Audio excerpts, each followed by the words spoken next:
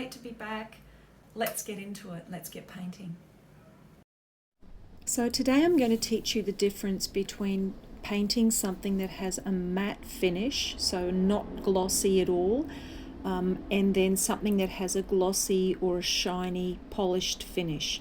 And as an example, I'm just drawing up these pots like that you'd put a plant in, just because it's a shape that we're familiar with. We've painted them before, so we understand not only the shape but the way that they work with light. The light's going to be coming from the top left. I'm drawing with a watercolor pencil instead of a lead pencil, so that when I apply the water, and it is a burnt sienna colour, it doesn't give me any pencil lines that I can't get rid of. I'm using a burnt sienna. The brand is Sennelier and the colour is burnt sienna. It's just got a little bit more yellow in it than the one in my Derwent set. So I want that real terracotta, and this colour is a pre-mixed colour, like a burgundy colour. You can make that by adding burnt sienna to magenta.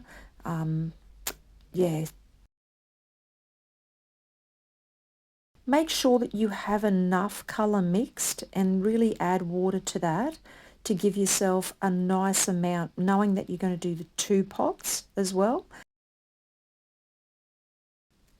And also mix in my second colour, and I might add in perhaps a little bit of just red, like cad red, medium red, just to take the purpley edge off that. Okay, so we've got a stronger shadow colour mix now, all colours mixed. The sun's coming from the top left, so it's time to start wetting the paper. I've just got a little bit of colour in my brush. I'm not sure if you can see it or not, but otherwise I'm wetting the pot, but I'm being very careful to leave out a little bit of light on the left side, both here at the top, and I did it also down the bottom left side of the pot, just so that I can have, if I want, a little highlight of white paper. So I'm going to start in the middle with my main burnt sienna colour. I'm doing wet on wet, and the reason is because I want a nice soft blend.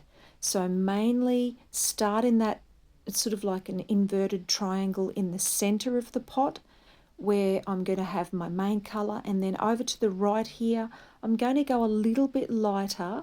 I'm going to add a bit of my pinkier shadow colour in, because that's the colour that we're dulling down the burnt sienna to get on that shade side. It's just going that little bit cooler, and then I can start adding depth and shade so the deeper tones can come in once I've laid that basic burnt sienna wash down.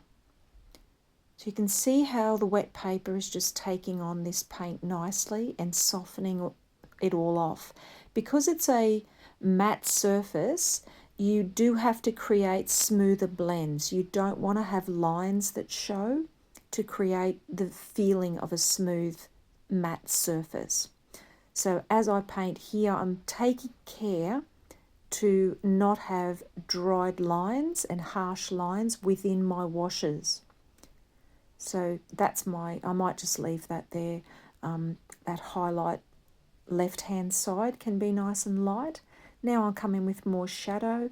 Remember, when you put your darks in, that makes your lighter colours appear more vibrant and lighter anyway. So in a situation like this, I wouldn't really leave my darks right till the very end, because I might put some darks in and they might be moderate, but then I look and I go, oh, they're not really dark enough. So I'll work from that. Now this one here to the right, this pot is going to be shiny, and I want to make a difference. I want to use the same colours, but I'm going to make a point of difference that this is more reflective. So therefore, what happens when you paint something more shiny, more reflective, it picks up sharp shapes and stronger depth of colour from what's around it. So the light's still coming from the left-hand side, so I'm still leaving gaps, but here as I go over to the right-hand side, I'm trying to mimic what's happening in the first pot. I'm blocking in but you'll find the big difference is I've allowed these white gaps, so white paper, to show through on the right hand side as well as the left. And we know that the sun's coming from the left, but even so, I'm allowing that pure white paper to remain in areas on the right hand side. Now, same as I did before here, I'm doing the the burnt sienna wash in that triangular patch in the center, but I'm being very careful not to let any paint run into those protected white areas of paper.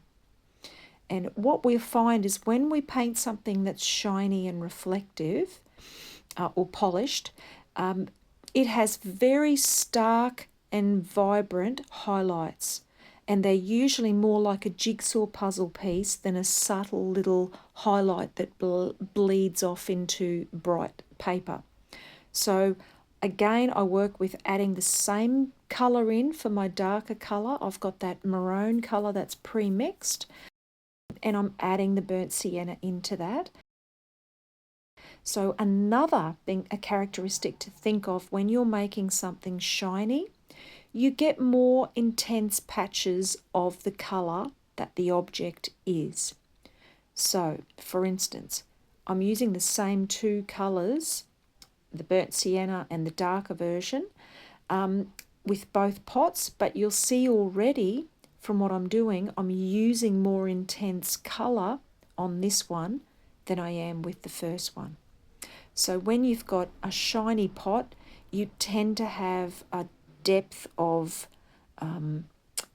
both tone and colour. There's a richness in the colour and there's a darkness in that colour being applied. So you've got a deeper contrast. And it's that contrast, the darks I'm putting in now are really strong, but that's what makes the white stand out like a really shiny patch. So just remember, if you're painting something shiny, really be bold with your darks.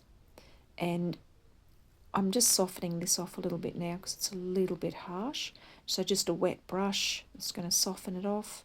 But yeah, look at the overall effect. And if you're not feeling it like be shiny, that would be my go-to. So this dark here is even more dark than my main one. I've just added less water, but it's the same colours.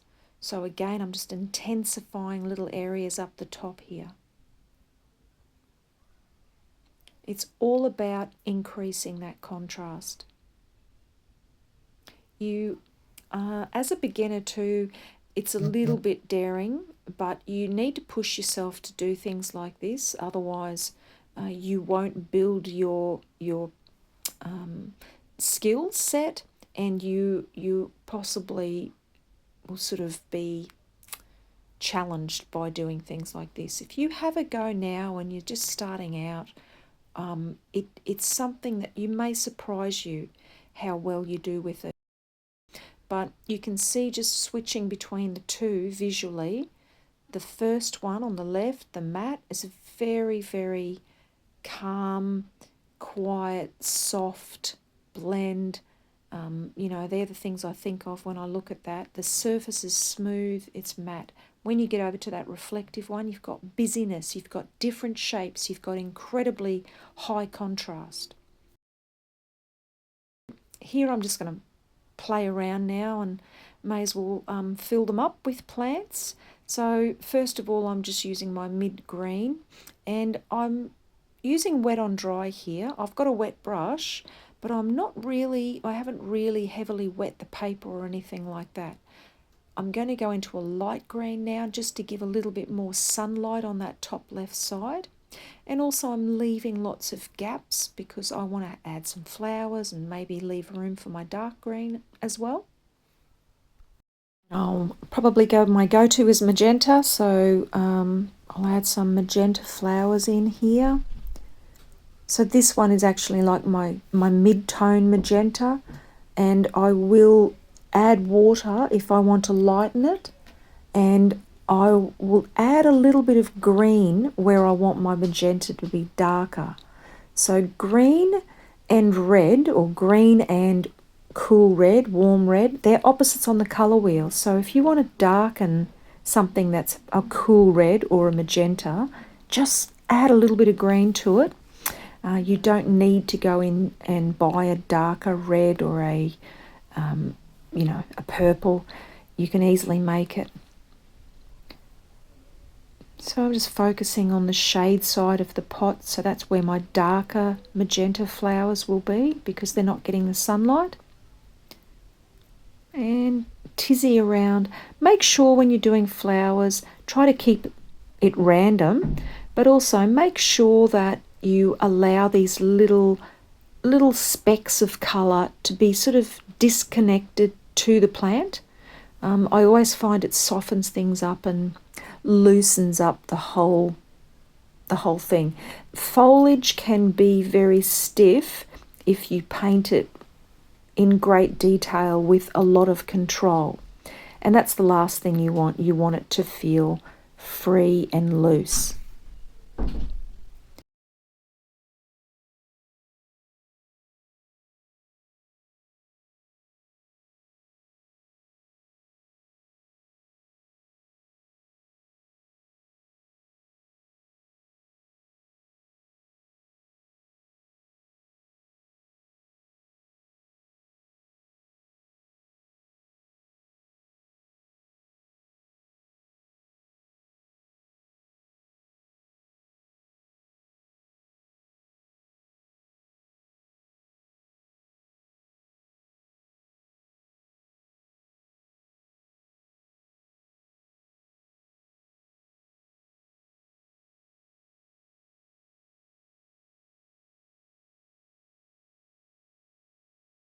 Just to change things up a little bit, with this pot, I'm going to really wet the paper first for the flowers and just show you again that variation. And I love how different watercolour can be, whether you use a little water or a lot. So this one you can already see the effect and the way that the paint is just taken away with the water and just runs across the surface.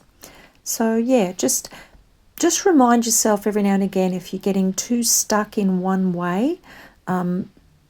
You're a beginner. You should be really willing to take risks and try different things because you're not in a habit and you're not set in your ways at all from doing something over and over for years.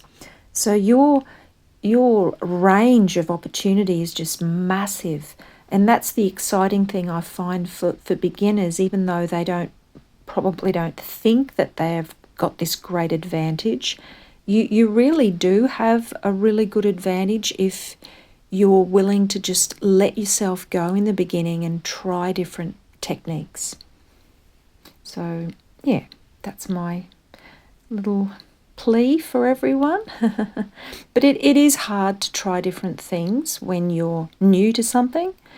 But please just remember, I say to my students, you're failing forward because you're learning something and you're actually doing something that if you hadn't been game to do, you never would have had that experience. So, yeah. And then you can find your favourite way to paint as well. And I love painting this way with a lot of water. And as I finish this off, you'll be able to not only compare the two pots, but you can literally see the difference in the foliage.